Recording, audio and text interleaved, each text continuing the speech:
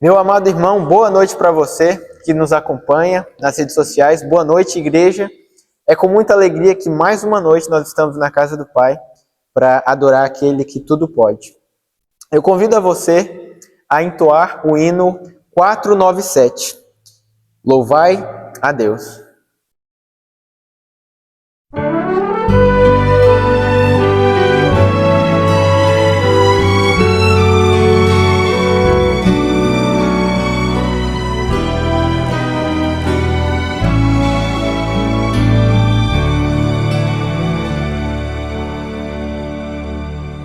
Vem nos inspirar, vem nos ensinar, Senhor, na luz do teu Espírito. Vem nos animar, vem nos transformar, Senhor, com teu poder.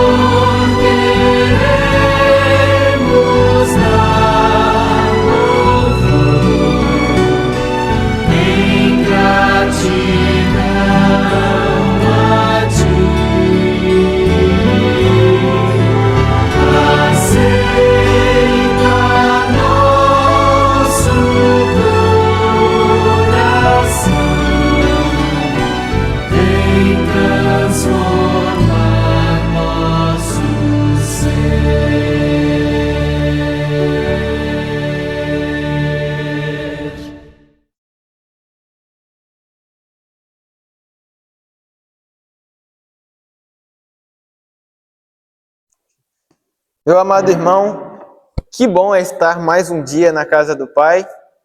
E Deus seja louvado pela sua presença. E é dessa forma que nós vamos mais um dia, mais uma noite, meditarmos na palavra de Deus. Eu quero convidar você, antes de abrir a Bíblia, a se conectar com Deus, pode ser? Feche seus olhos, vamos falar com o Mestre. Senhor nosso Deus, nosso Pai, a Ti, Senhor, seja honra, glória e louvor. Pedimos, Senhor, neste momento, misericórdia dos nossos pecados, porque não somos ninguém. Quero clamar que o Teu Santo Espírito, nesse momento, nos acompanhe, Senhor, porque a palavra de Deus, ela não é humana, mas é do Espírito, é de Deus, Senhor. Então esteja com o nosso coração, esteja com a nossa mente, e é em nome de Jesus que nós oramos. Amém. Meus amados irmãos, hoje nós vamos ter uma temática que se refere a uma verdade revelada também. Hoje nós vamos meditar um pouquinho sobre uma promessa de Jesus. Eu convido você a abrir a Bíblia em Mateus 18:3. Mateus 18:3, nesse culto de quarta-feira.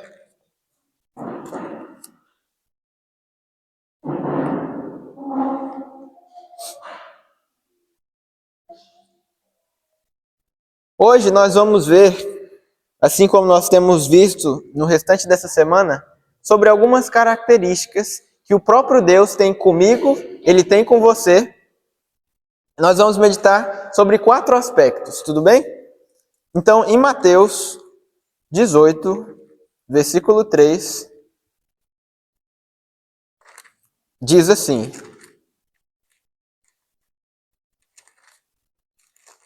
Mateus 18, 3, diz assim, todos acharam?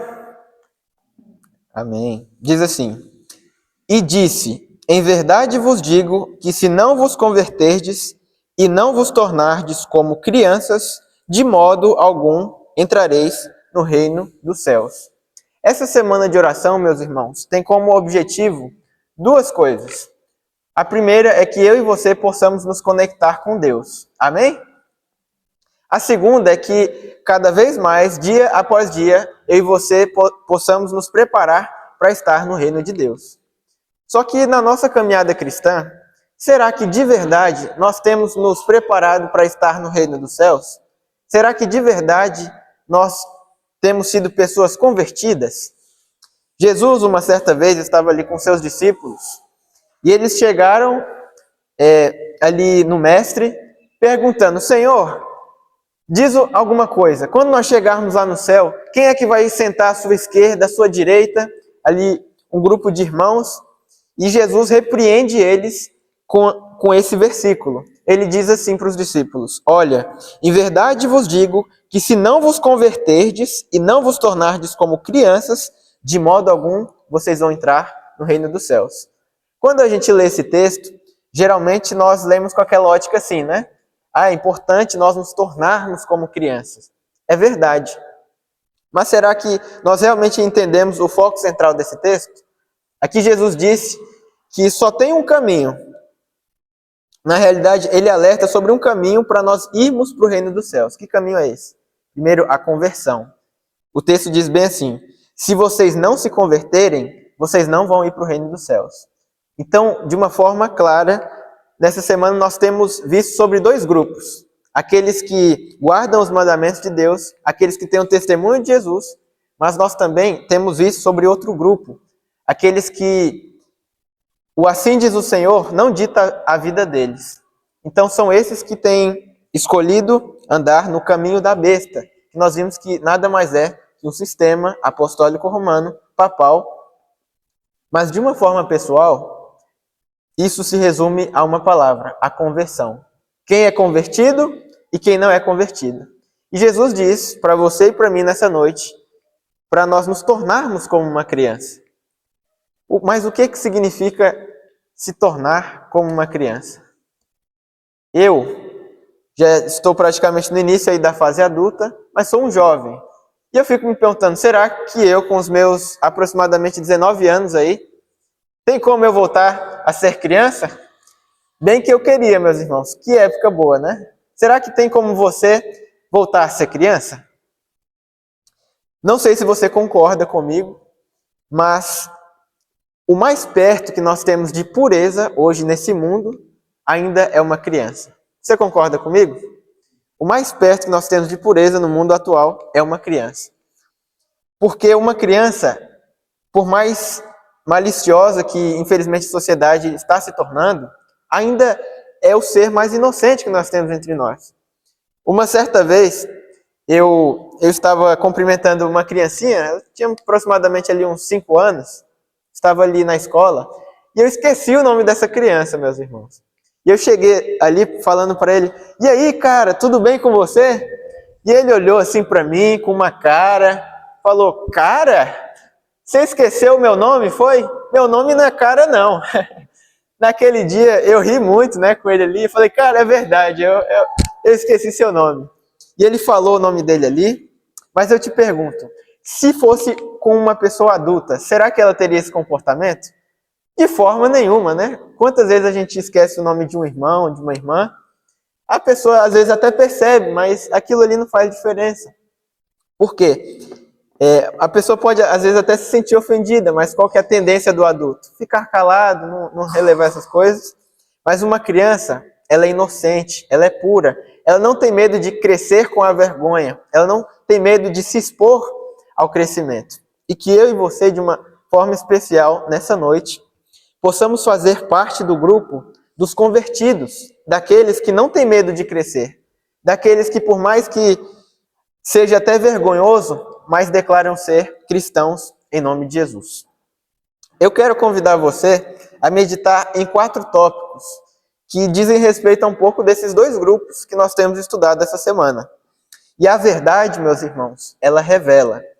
Então eu quero convidar alguns de vocês a me ajudarem com 4 textos, pode ser? O primeiro está em Mateus 6:26. Eu vou mesclar um pouquinho desse lado com esse, tudo bem? Meu irmão Luciano, não é? Você pode ler esse texto para a gente? Mateus 6:26. 6:26. Bacana? O próximo texto que nós vamos ler está em Provérbios 13:14. Irmão Ivo, o senhor pode ler esse verso para a gente? Provérbios 13, versículo 14. Desse lado aqui, eu vou pedir uma ajuda para o seu José. Pode ser, seu José? O senhor vai ler para a gente Provérbios 3, versículos 11 e 12. Tudo bem? E 3, versículo 11 e 12. Minha amiga, você que está com a camisa do desbravador, você tem a Bíblia no celular aí? Você pode ler para a gente um verso muito conhecido, mas nós vamos meditar ainda assim nesse verso. João 3,16. Tudo bem? Então, começando pelo primeiro texto, diz na Bíblia, Mateus 6,26. Pode ler, meu irmão?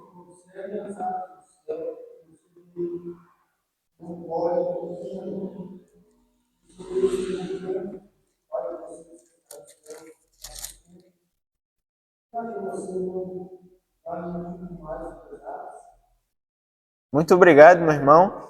Então, aqui de uma forma clara, Jesus tem se apresentado como aquele que cuida de você, como um pai que cuida. Ele diz: observe as aves do céu, elas não plantam. Você já viu uma ave, algum pássaro com uma enxada na mão? Você já viu uma cena dessas?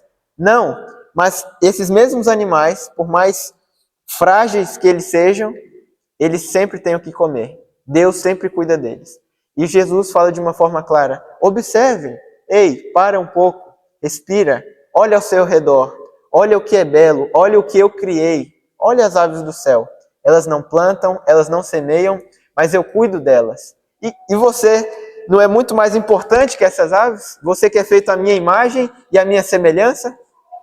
Então, Jesus, de uma forma especial, para você, meu irmão, ele diz que ele cuida de você. Quando nós viemos à igreja, muitas vezes nós encaramos como um fardo, mas que você respire um pouco, se esvazie de você mesmo, que o orgulho caia por terra agora. Ao vir à igreja, nós temos que ter um pensamento na nossa mente, que nós temos um Deus e Ele cuida de nós. Aí, guardar os mandamentos de Deus, cumprir a sua responsabilidade aqui, se torna muito mais fácil.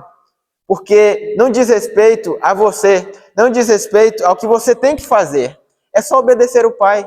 Ele cuida das coisas. Ele vai te dar as ideias certas. Ele vai te manter com o que é necessário e de uma forma certa. De uma forma especial. Quem é do povo de Deus tem o privilégio de dizer: eu tenho um Deus e Ele cuida de mim.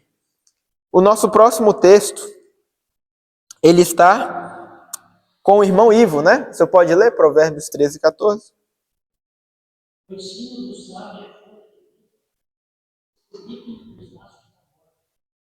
Obrigado, meu irmão. O texto diz assim: o ensino do sábio é fonte de vida para que se evitem os laços da morte. Muitas pessoas, elas deixarão de fazer parte do povo de Deus porque não tem quem as ensine. Isso é forte, meus irmãos. Muitas pessoas deixarão de estar no reino de Deus porque não tem uma pessoa ali do lado dela ensinando a verdade. Mas a Bíblia diz que tem uma coisa distinta no ensino do sábio. O que é? É que o ensino do sábio é fonte de vida para que se evitem os laços da morte. Ou seja, o ensino do sábio, o verdadeiro ensino, é aquele que te conduz para os caminhos da vida. É aquele que te livra da morte. Isso é muito interessante. Quando eu e minha família, meu pai, graças a Deus eu tenho o privilégio de ter um pai pastor, ele serve essa obra, esse ministério, e num certo distrito que nós chegamos, nós estávamos com uma dificuldade muito grande de encontrar uma casa. Eu não sei aqui em Santa Clara, se aqui é tão fácil de arrumar uma casa para alugar, para morar, mas pensa numa cidade, é fácil, né? Não é. Não é. Então nós chegamos numa cidade, nessa realidade ali. Nós fomos chamados como família ministerial ali para aquele distrito, mas a gente não achava casa de jeito nenhum, meus irmãos. De jeito nenhum. Tomou ali alguns dias, até meses, e nós não achávamos casa. E nossa oração era para que Deus, nós viemos aqui, nos arranje somente um lugar para morar. E o tempo foi passando, e até que nós arranjamos uma casa com uma imobiliária. E essa casa, ela era excelente, uma casa boa, uma casa bonita, espaçosa, com uma cozinha para minha mãe. Enfim, uma casa muito boa, bem distribuída, com alguns móveis embutidos. Só que ela tinha um problema, meus irmãos. Que problema era esse? Naquela época, eu tinha mais ou menos o quê? Uns 8, 9 anos. E meu irmão, ele tinha aproximadamente ali uns 2, 3 anos de idade. E que problema era esse? É que tinha uma piscina grande lá nos fundos da casa. Na minha família, nós temos um costume de dizer que matemática é exata, né? 1 mais 1 é igual a 3? Não. 1 mais 1 é igual a 2. Matemática é coisa exata. Então pensa comigo aqui. Numa casa, por mais boa que ela seja, uma criança pequena e uma piscina. O que você acha que isso resulta? Nós hoje temos histórias e mais histórias, né? Infelizmente, de desastres que aconteceram. Infelizmente, lá da região que eu venho, um pastor, assim como nós, perdeu a sua filhinha, bebê, ali afogada na piscina. E esse realmente era o nosso medo naquela época. Meu irmão, diferente de mim, quando eu era pequeno, meus irmãos, quando eu era menor, ali criança, eu era muito atentado, eu era muito espoleta, né, como diria. Uma criança saudável, né, mas atentado ainda assim. Graças a Deus, Deus transformou a minha vida, hoje eu estou mais calmo. Mas meu irmão, diferente de mim, ele sempre foi mais tranquilo, mais perene ali, tranquilo, sereno. Só que meu irmão era muito curioso. Pensa num menino curioso. E a gente sabia que, questão de tempo, aquilo seria um problema para ele, podia custar até a vida dele. Então, um certo dia, meus pais, eles se reuniram conosco, comigo, né? E eles falaram assim, ou a gente faz alguma coisa, ou a gente perde o nosso filho. A gente tem que fazer alguma coisa. A gente sai dessa casa, a gente tem que fazer alguma coisa. O problema é que não tinha casa. Ah, se tivesse uma casa só para mudar, né? Mas o que meus pais planejaram? Qual foi a forma de salvar o meu irmão? Eles falaram assim, olha, o Felipe, ele já tem o costume de se aventurar na piscina ali, de tentar se aventurar. Nós tínhamos uma porta que ela era bem assim, em vez de abrir assim, era aquelas portas que abrem dessa forma. Você deve imaginar aí.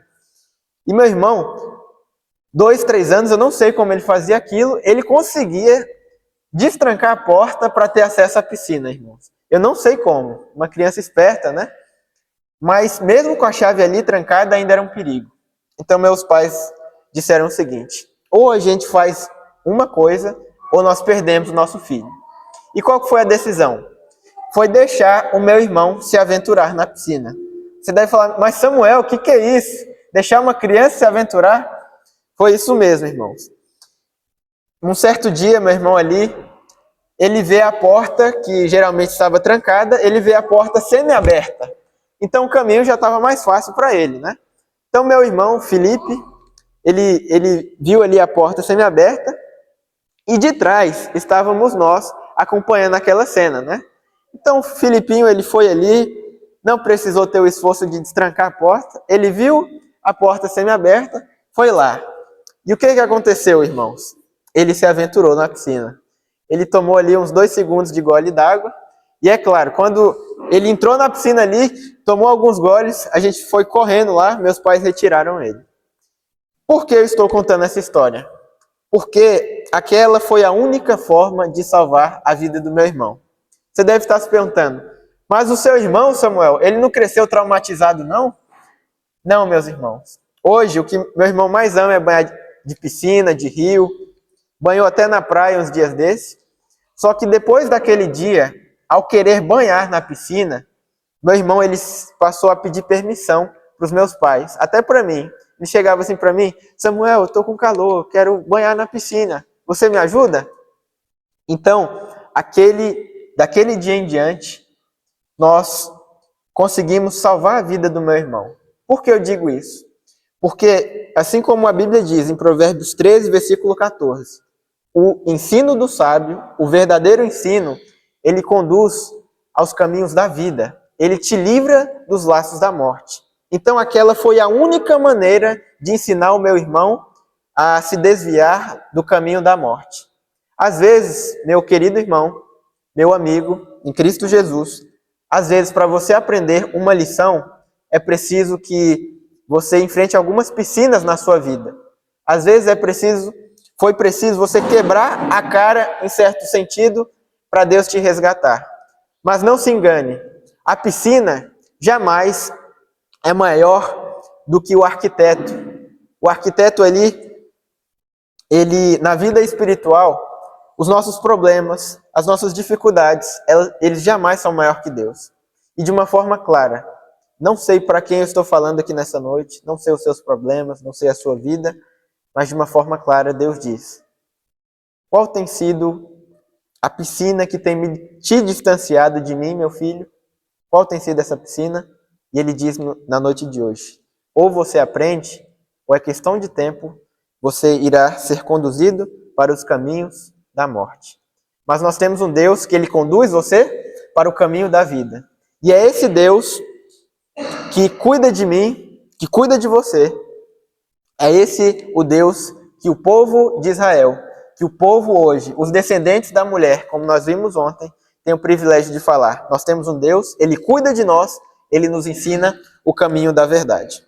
Mas já caminhando aí para a nossa outra parte da nossa reflexão, nós temos outro verso. Está em Provérbios 3, versículo 11 e 12. Você pode ler para nós, irmão José? Meu filho, não rejeite esse nem se aborreça com a sua vida. Porque o Senhor não vem aqui, não assim como vai ver. Amém, meu irmão. Aqui fala sobre outra coisa, meus irmãos.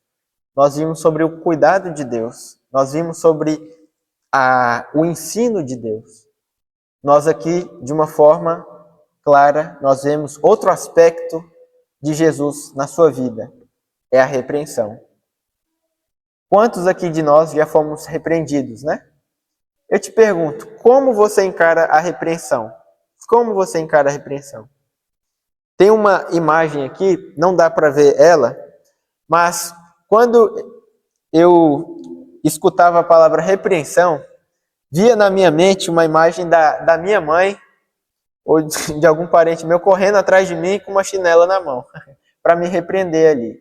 Geralmente é essa imagem negativa que nós temos de repreensão, né?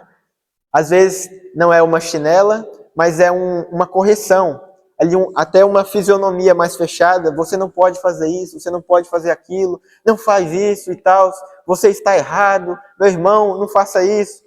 Geralmente é essa imagem que nós temos de repreensão, né? Mas a Bíblia traz uma imagem totalmente mais ampla da repreensão. Que imagem é essa? Provérbios fala que o próprio Deus dizendo: filho, não despreze a disciplina do Senhor, nem se magoe com a sua repreensão, pois o Senhor disciplina a quem ama, assim como o pai faz ao filho de quem deseja o bem. Então, amados irmãos, a verdadeira repreensão, ela deveria ser encarada por nós como uma pessoa que está te ajudando a se livrar das ciladas do inimigo, a se livrar das ciladas até da morte. A verdadeira repreensão é aquela que te tira do penhasco. Imagina aí se pessoas não tivessem te repreendido nessa vida. Imagine aí se você não tivesse escutado muitos nãos na sua vida. O que seria de nós, hein? O que seria de nós? Quando eu era criança, como eu disse para os irmãos, eu era um pouquinho ativado no 2.0, né? Eu era um pouco atentado. E certa vez, eu ali com meu primo, nós descobrimos uma brincadeira, não muito saudável. Que brincadeira era essa? Nós descobrimos uma brincadeira que você precisava de um fósforo e de um desodorante. E que brincadeira era essa? Era uma chama de fogo. Era uma chama de fogo. E eu, visitando ali a casa da minha avó, estava brincando com essa brincadeira ali perto da casa dela. Só que o que aconteceu num determinado dia? Deu muito ruim na nossa vida, principalmente na minha. Porque ali, meu primo, ele me ensinou essa brincadeira. Mas quando chegou a minha vez de brincar, eu me empolguei. E quando eu menos me dei conta, eu atingi ali a árvore que estava ao lado da casa da minha avó.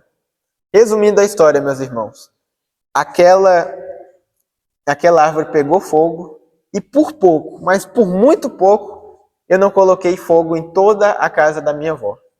E quando eu vi aquela cena ali, eu saí correndo, eu fugi. Por quê? Porque eu tive medo. Eu pensei assim comigo, agora não tem o que fazer. O que eu vou apanhar não vai ser brincadeira. Então eu fugi, ainda na esperança de que não iam saber que fui eu que causei aquele fogo. Só que, para você que tem algum primo aí, ou alguma pessoa, às vezes ele te ajuda na bagunça, né? Mas na hora de detectar o culpado, o dedo é apontado para você mesmo. E dito e feito, quando eu voltei, graças a Deus, o fogo estava só a fumaça ali, tremenda, cobrindo toda a casa da minha avó. E eu olhei assim, meu Deus, eu coloquei fogo na casa da minha avó. Mas eu me aproximei ali, fui me aproximando, e graças a Deus só tinha queimado toda a árvore. Não tinha queimado a casa da minha avó, né? Mas eu me aproximei ali, e todo mundo olhando para mim assim com uma cara de poucos amigos. E naquele dia, meus irmãos, minha mãe ali, minha avó não me disciplinou, mas o que a minha mãe me apresentou, ela me apresentou um instrumento que não sei se já passou pela sua vida. Se chama vara verde. Você já ouviu falar nesse instrumento? Naquele dia ali, eu experimentei um pouco desse instrumento. Mas algumas vezes na minha vida, eu fui disciplinado quando eu era criança. Muitos dizem assim, mas que absurdo, isso não é agressão? De forma alguma, meus irmãos. O pai que ama seu filho, o pai que quer ver o seu filho longe do perigo, que quer evitar que ele se torne um malfeitor no futuro. Enfim, ele disciplina o filho. Não porque tem prazer ali em bater no filho, não. Mas porque quer corrigir. E toda vez que eu era disciplinado, que eu era corrigido, eu não sei o que era pior. Ou o sermão ou a vara verde. Ou a chinela ali. Toda vez que eu era disciplinado, meus pais me chamavam no canto. Geralmente, meus irmãos, era em 2 sessões. Os primeiros 30 minutos era um sermão dos meus pais, e a outra realmente ali era a execução, né? Mas o que eu aprendi? Eu fui aprendendo que o certo, meus irmãos, o certo jamais vira errado. O certo jamais vira errado. Certo é certo e errado é errado. Então, como povo de Deus, nós não podemos negociar as nossas verdades. Não tem essa assim, é assim, assim, assado. Não, é o que a Bíblia diz. Nós temos que ter essa ciência de que às vezes nós vamos passar pela repreensão, por alguma ocasião que às vezes a gente não vai até nem gostar. Eu gostava de apanhar? De forma alguma. Eu gostava daqueles sermões? Não entendia naquela época, mas depois eu passei a entender. Hoje eu encaro aquelas palmadas e aqueles sermões como coisas que me fizeram crescer. Eu jamais seria quem eu sou hoje se eu não tivesse um pai e uma mãe que me disciplinaram, um pai e uma mãe que me repreenderam. Hoje eu não cresci revoltado com eles, muito pelo contrário. Eu sou quem eu sou porque eu tive um pai e uma mãe que cuidaram de mim, que me ensinaram, mas também me repreenderam. Hoje, talvez nessa noite, você precise da repreensão do Senhor. Será que nós estamos caminhando rumo em direção ao abismo? Será? Hoje, Deus quer te repreender. Pode até incomodar, mas é isso que vai te libertar. Hoje Deus diz: filho, guarde os meus mandamentos, guarde o que eu mando você fazer. Você pode até não entender esse meu sermão, essas minhas ordenanças, mas faça, porque são elas que vão preservar a sua vida, são elas que vão preservar a ordem na sua família, na sua vida pessoal. É essa repreensão, meus irmãos, que recheia a igreja de Deus. É essa repreensão que faz parte do DNA da igreja adventista. Porque nós não trilhamos o caminho do engano, nós trilhamos o caminho da verdade. E que bom, né? É poder ter um Deus assim. Mas finalizando a nossa meditação, nós vamos meditar num texto muito importante, que está em João 3,16.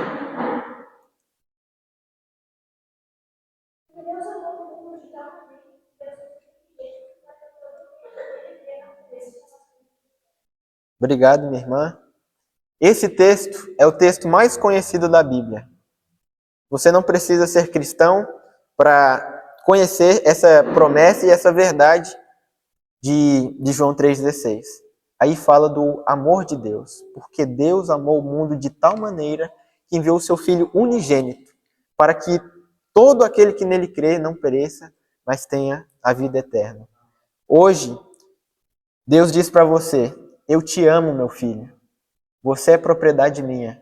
Nós temos o privilégio de dizer que nós temos um Deus. Ele cuida de nós, Ele nos ensina, Ele nos repreende, mas Ele nos ama também. Por trás de muitas pessoas rancorosas, por trás de muitas pessoas que, infelizmente, escolheram um lado errado da vida, estão pessoas mal amadas. Estão pessoas mal amadas. Que nesta noite, eu e você, possamos ser verdadeiramente os descendentes da mulher, os descendentes da igreja, os filhos de Deus, os conservos em Cristo Jesus. Assim como Jesus, assim como Deus fez todas essas coisas por nós, Ele convida todos nós nessa noite a também cuidar, a também ensinar, a também repreender e a também amar. Você aceita esse convite? Em nome de Jesus? E é nesse espírito de adoração que nós vamos cantar o hino Rude Cruz. Medite na letra e vamos entoar o nome do Senhor.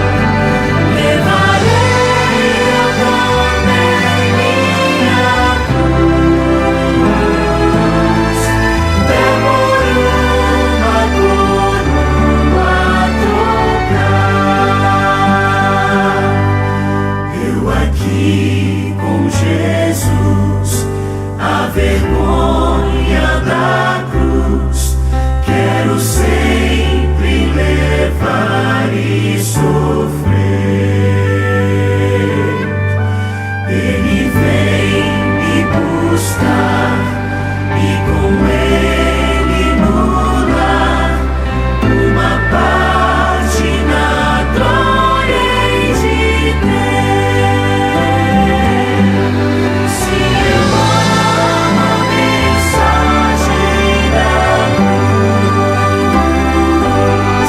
até morrer eu a vou proclamar. Levarei eu também minha cruz, demorando a coroa cantar.